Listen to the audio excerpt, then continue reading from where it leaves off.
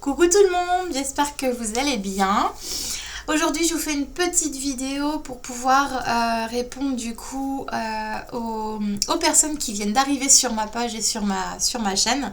Voilà, je vous fais une petite vidéo un petit peu récapitulative de tous mes outils. Je n'aime pas le terme de prestation ou de service. J'ai l'impression d'être un peu au cirque et de faire un numéro. mais voilà. Donc vous êtes plusieurs, là je vais même dire nombreux, à me demander si je consulte en cabinet. Pourquoi je suis toute rouge là? La vidéo qui fait des siennes. Voilà, c'est mieux, merci. Bref, petite parenthèse. Donc, vous êtes nombreux donc à me demander si je consulte en cabinet. Non, je n'ai pas de cabinet, je n'ai pas d'endroit pour recevoir les personnes.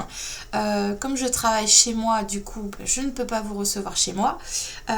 J'ai fait des recherches pour trouver un local, un bureau, etc. Donc j'avais trouvé effectivement un bureau, mais en fait je me rends compte que les tarifs, c'est super cher et en fait il faudrait que j'augmente mes prix et je me dis j'ai pas envie. J'ai pas envie d'augmenter mes prix, je suis bien comme ça. Donc voilà, franchement, là pour l'instant, je ne me vois pas louer quelque chose. Alors peut-être par la suite. Peut-être si c'est quelque chose qui est vraiment très demandé et que je vois qu'il y a vraiment beaucoup de demandes. Dans ce cas-là, effectivement, je ferai peut-être une location pour pouvoir vous recevoir de façon régulière. Mais là, comme ça, en tout cas, sur un côté assez ponctuel, c'est pas possible. Donc, tout est possible, mais voilà, j'ai vraiment pas envie d'augmenter mes tarifs. Puis même pour vous, c'est pas... Bon, voilà, en plus, ce sera un lieu un peu froid, donc voilà. Bref, donc non, je consulte à distance, par téléphone ou par visio éventuellement. Là, j'essaye de me pencher sur Zoom, parce que je ne connais pas. J'ai dû l'utiliser une ou deux fois avec une personne, mais c'est tout. Donc, et encore, c'est pas moi qui lançais la vidéo, enfin la réunion. Donc d'habitude j'utilise Skype, donc on peut éventuellement passer par Skype ou Zoom du coup si j'y arrive. Je ne suis pas très douée niveau informatique. Mais sinon voilà, par téléphone. Sachant que les séances qu'elles se fassent en présence, qu'elles se fassent à distance par téléphone ou autre, ça ne change rien. Ça ne change strictement rien à la séance, que ce soit pour un contact, une guidance, une voyance, peu importe, même un soin, ça ne change rien du tout. Donc voilà, il n'y a pas de barrière en fait à l'énergie, il n'y a vraiment pas de barrière. Donc que ce soit une personne qui vient de ma ville ou une personne, là j'ai une demande d'une personne à Hong Kong, donc heureusement que c'est pas face à face, parce que sinon ça ferait du chemin. Mais la séance sera exactement la même pour cette personne que pour la personne qui habite juste à 5 minutes de chez moi. C'est exactement la même chose. Donc pas d'inquiétude pour ça. Sachant que si vous préférez effectivement qu'on se voit, en visio, c'est tout à fait possible. Parce que ça, je peux le comprendre. Donc voilà, il y a toujours des solutions. Qui ne vous coûteraient pas de l'argent en plus. En plus. Donc voilà pour cette question-là. Maintenant, par rapport à mes outils. Donc je fais effectivement les contacts défunts. Les contacts défunts, je ne demande pas de photos. En fait pour rien.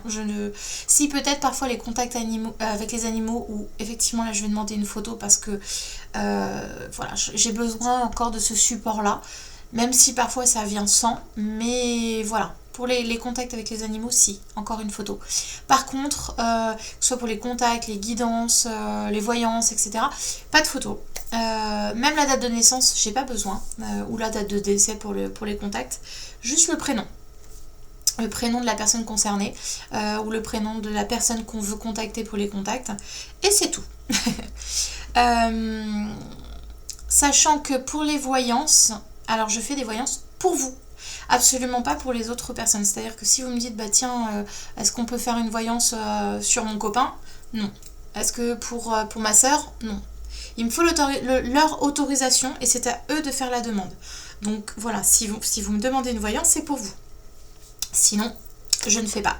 Et je ne fais pas la santé. Voilà, très important aussi.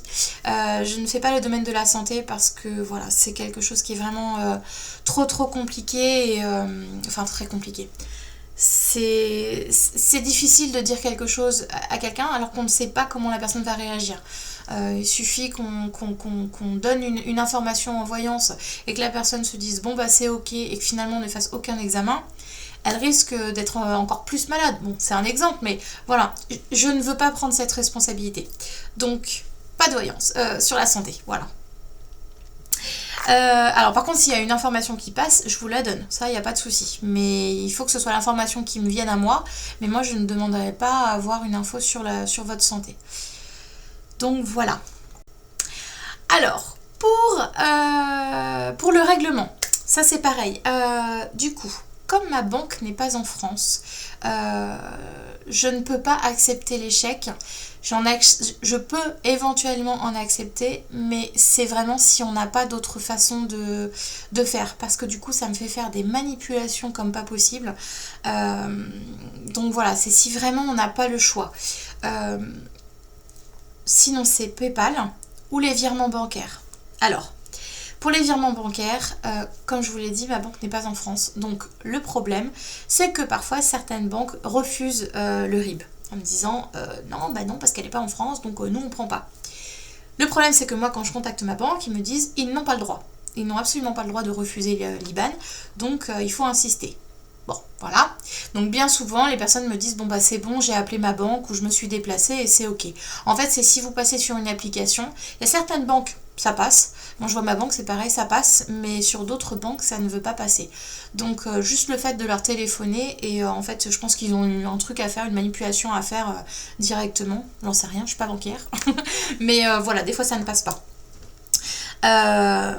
Donc n'hésitez pas voilà, à les appeler et en général ça se règle facilement. Et alors par PayPal, c'est pareil parce que rien n'est jamais simple.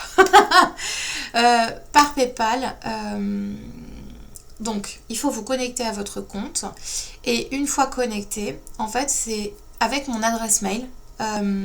Et en fait, quand on vous demande de choisir entre envoi d'argent entre proches et paiement d'un bien ou d'un service, il faut choisir le paiement entre proches. Parce que si vous choisissez envoi d'argent pour payer un bien ou un service, je ne sais plus trop comment c'est indiqué, je crois que c'est ça, bien et service. Du coup, il y a des frais. Alors, pas pour vous, mais pour moi, il y a des frais. Et alors... En général, je vous les fais pas, je vous les compte pas les frais. Mais le souci c'est ça, c'est que du coup je ne les compte pas pour une personne, pour 2 personnes, pour 3 personnes. Et puis à la fin du mois, je me retrouve avec des frais énormes. Et donc voilà. Donc si possible, pensez à bien choisir l'envoi d'argent entre proches. Comme ça, il n'y a pas de frais, que ce soit pour vous comme pour moi. De toute façon, quand vous envoyez de l'argent par PayPal, vous n'avez pas de frais. C'est toujours les vendeurs qui ont des frais. Enfin, je crois. Hein. Je ne suis pas sûre à 100%, mais normalement c'est ça. Mais bon là voilà, donc là c'est moi qui ai les frais. Donc si possible, choisissez le paiement entre proches pour éviter ça. Merci.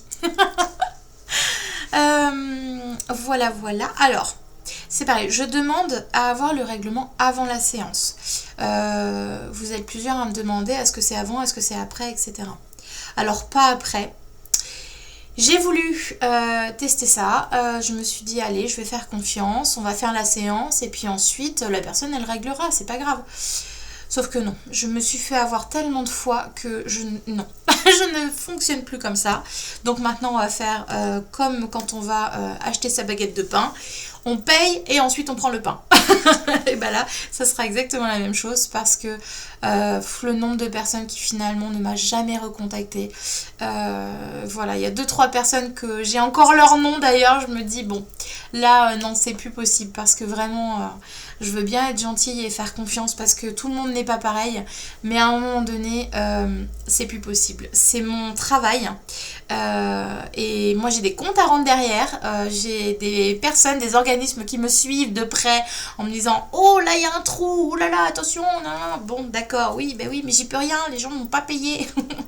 Vous n'avez pas travaillé? Si, j'ai travaillé mais les gens n'ont pas payé. Donc bon, voilà, donc le paiement se fait avant.